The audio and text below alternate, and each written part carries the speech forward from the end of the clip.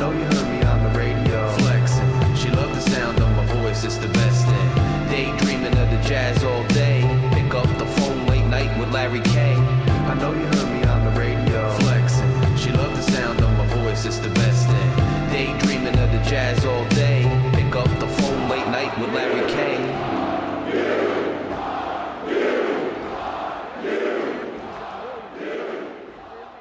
Rutgers Scarlet Knights fans, on this rainy day, as I'm recording this, it might not be rainy by the time you're listening, but on this rainy day in downtown Newark, New Jersey, I come to you. I'm your host, Larry K. You saw the logo at the beginning. Yes, we have officially joined the College Huddle. The College Huddle is a national network of podcast content creators, writers, all about and focused on college sports. I will be posting, I wrote a little piece. I'll put it in the description of this video.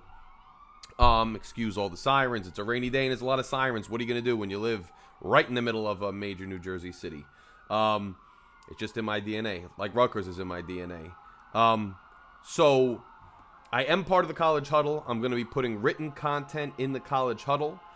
So from now on, if there's a piece that I think is worthy of writing about, is worthy about something for you guys to read content-wise, I will be putting written pieces on the College Huddle website. If you go to the website, it's broken down into, all the different conferences that are members of the College Huddle, and I'm part of the Big Ten network there. I will be having individuals, hopefully, from different schools coming on to discuss their teams, leading up to our games against them, et cetera, et cetera. So it's good stuff, and I'm happy to announce it, and it's a big step for this program. If you haven't done so yet and you want to support the channel, we've got to get to 500 subscribers here. Hit subscribe. Get us to 500 if you haven't done so already. It takes just a second. Go ahead and do it. So I just wanted to first touch on the little basketball stuff going on. There's a lot of stuff going on where people have us ranked, 20, 30, 25, 35, and all the, talking heads and experts are not so sold on Rutgers just yet. Well, look, guys, we haven't filled out our roster yet. We don't know who our number 5 is going to be. And we don't quite know yet how these freshmen are going to fit into the team and how we're going to look offensively, defensively, chemistry-wise, system-wise, et cetera, et cetera. So you got to give it some time to breathe. We saw with Gavin Griffiths coming in this year that freshmen, I'm not saying that Ace and Dylan aren't going to be absolutely impactful players, because they are. But you got to see to what extent the team and program is going to take a level up in 1 year. So don't get too discouraged by that. But I want to talk about the football team today. We're right in the middle of spring practice. We've got a scrimmage this Saturday, which is tomorrow, April 13th. And I'm excited to hear what happens at the scrimmage. I won't do an entire, position group by position group roster breakdown until we're, at the end of spring practice and we have the spring game and we can get some eyes on what's going on with some of these players. But I got to be honest here. I am definitely excited. And I am bullish on this Rutgers football team this year. We took a step up last year. We finished the season kind of rough, but I predicted that. Predicted every win and every loss that we had. But the schedule was tough. It was backloaded. And we finished beating Miami and taking home a pinstripe trophy, which is a huge step for this program. The Gator Bowl, we got in because of our academic prowess, even though we hadn't really met the win-loss threshold to get there. We wound up losing. We don't think we were quite ready yet, but the bowl experience was valuable. But last year was actually, hey, we set out. We went toe-to-toe with everybody that was on our schedule. We got the wins, the requisite wins to get to a bowl game. We got to a bowl game against an old Big East foe, a reputable program, and we beat them. We lined up, played Big Ten football with our, over 1,000-yard rusher, and we beat him. And one of the things I loved about last year's team, and I've said this before, was that we weren't just beating up on teams that we should beat up on or barely making it out alive against teams that we should be formidable against and then just laying down and getting crushed by every other team. There wasn't a game in that schedule. There wasn't a game we played where we didn't look like we belonged on the field. And when we beat teams like Northwestern and VTech, we didn't beat them by gimmicky plays or flukes or, trying to pull a rabbit out of our hat to get past teams that we should match up well with. We straight up lined up against teams like Northwestern. Helmet on helmet. No nonsense. Line of scrimmage, across the line of scrimmage, and banged out with them and dominated them. And that's the first we've really seen that in about almost a decade. And this coming football season will mark a decade. 10 years from 2014 to 2024. Since we had our last season. I mean, our last season was a good season too. And it was the same Big Ten record as 2014. But 2014, exciting season where we dominated UNC in the bowl game. We beat Michigan on a down year.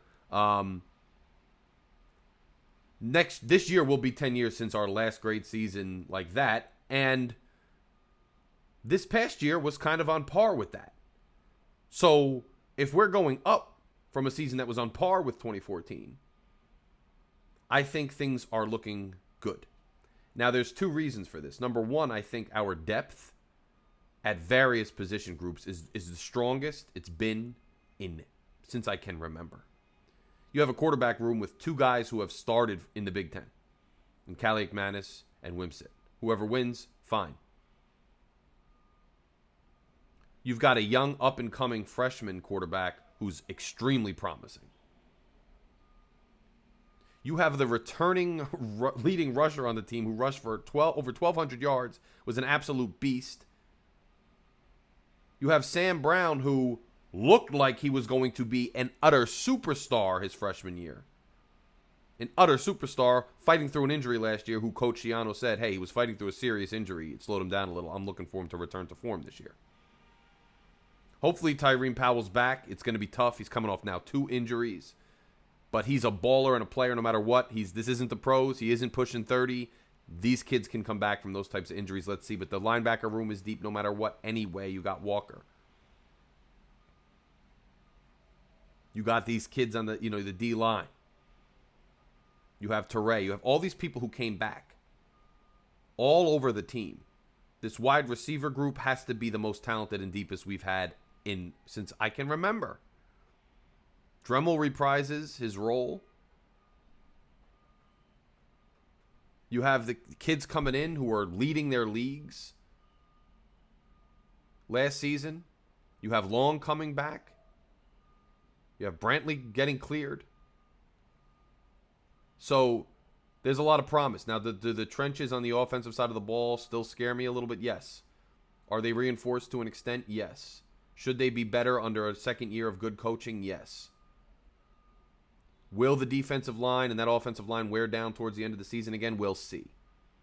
We lost some promising recruits who we thought would bolster the offensive line right about around this year, have medically retired or just not panned out, and we wish them well wishes. But that hurts our prospects a little on the offensive line. But you have to look at what we did last year. We were formidable with almost every single team. And I think one of the most interesting things this year is our schedule. We don't have Ohio State on the schedule. We don't have Michigan on the schedule. We don't have Penn State on the schedule. We have Washington on the schedule. And that's no walk in the park. Washington was the runner-up to national title last year. Undefeated until they went up against Michigan. It's at home. But other than them, yeah, you have UCLA. You got to go to LA and play USC. Those teams are coming off seasons that are similar to our seasons last year. Now, we'll see what the Pac-12 is versus the Big Ten. We think we saw it in the title game, but I'm not getting ahead of myself. These are good teams. These are good programs. These are promising programs. These are winning programs. And our record against winning teams last year wasn't stellar. So we'll see what happens. But when you remove Michigan, Penn State, and Ohio State, teams that we've had to contend with for the last 10 years of our existence in the Big Ten, and you replace them with teams that are a totally different style from a different conference. UCLA, who has to travel east to play us. It doesn't guarantee a better record. It doesn't guarantee that we look great, but it's a better schedule.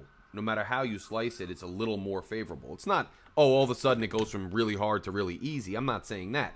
But it's not the gauntlet we've had to fight through. And couple that with a team that already looked formidable last year. Couple that with a team that's deep at positions in a way that I haven't seen in years. Couple that with a team on an upward swing momentum-wise, coaching-wise, culture-wise. And I'm bullish on the season. Now, I don't know about predictions. I don't know about any of that yet. We'll get into that in the summer. Once we get into the summer, I'll do my game-by-game prediction. Last year, I was 100% right. It wasn't that hard to be 100% right last year, so let's not toot my own horn. But I was. This year, we'll see. We'll look at the teams we're playing. We'll look at how our team looks. We'll look at, how our depth chart is shaken out. We'll look at any injuries. Let's hope they don't happen in the summer. And we'll do a season prediction. But for now, I just wanted to touch base and say, hey, as spring practice is underway, I'm hyped up. The more I think about the depth of the team, the more I think about the position groups, the more I think about last year, the more I think about this year, I'm getting excited for this football season. So it's going to be fun. I hopefully can get to the spring game. That'll be fun too. And I'm hyped about it. And I'm hyped about joining the College Huddle. Make sure you check out my written content. Remember, I was writing for On the Banks with Aaron Brightman, who's an awesome dude who I hope to have on the show soon. I got to talk to him and get him on the show.